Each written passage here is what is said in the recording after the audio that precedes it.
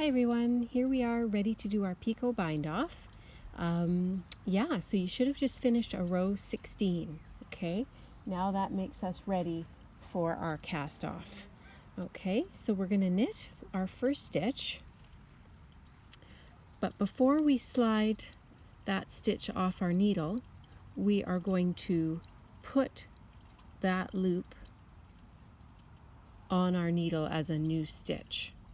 And likewise, we're going to do it again, knit, and then slide that loop on your needle. So we've gained 2 stitches out of 1, okay? That's how I do it. Sometimes online you might see it where they put it on the needle the other way. I don't find it makes any difference. That's what I usually do, and I find that works well. So however you want to do, they probably would call it a cable cast on or a knitted cast on online. So I cast on 2 extra stitches. Now I'm going to cast off 4 stitches. Oops, sorry. I'm going to do this. My phone's giving me a little trouble here. Hang on one second. See if I can get it to stay put. Okay, so I am going to cast off 4. I'm going to try and do this all within view here. Sorry. Okay, so hang on, I'm trying to do this while looking around my phone and without bumping my phone stand. So knit 2, cast off 1,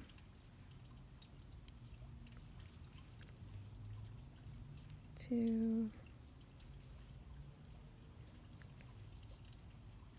3, and 4.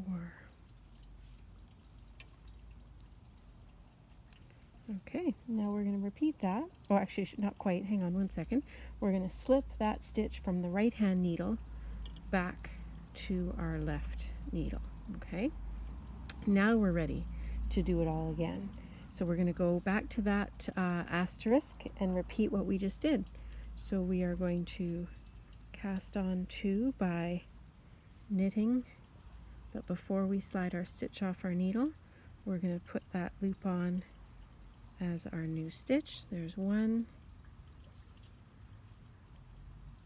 and there's 2. Okay, so we've got 2 new ones. So we're now going to cast off 4 like we did before.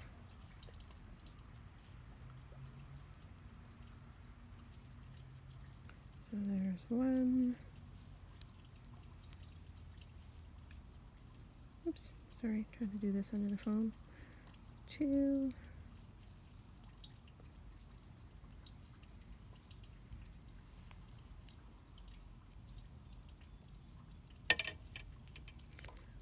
3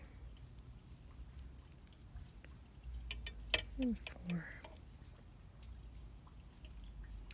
Okay, now we can see the beginnings of our sweet little, sweet little picot edge. So it's just this nice little bumpy edge, bumpy cast off that's going to give us a nice look. Oh, and my stitch fell off my needle. Okay, and then again we would slip that stitch to our left needle and do it all again. So knit that stitch and then pull that extra loop on, knit that stitch, pull that extra loop on. Oh, did I just lose that one? I did. Hang on. Knit that stitch and pull that extra loop on. So we've gained 2. And I'll just show you the cast off one more time.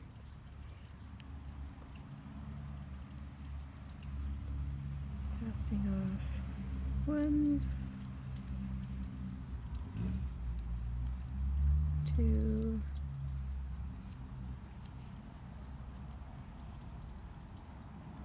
3,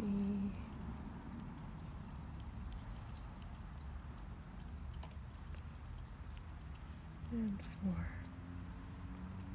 There we go. And there is our sweet little picot cast off.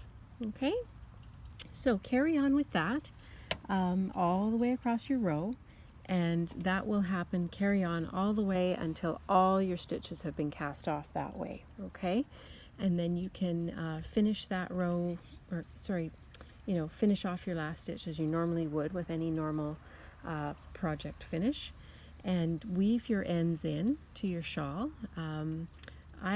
What I'll do is I'll show you on mine, when I'm done, I'll show you how I would weave my ends in.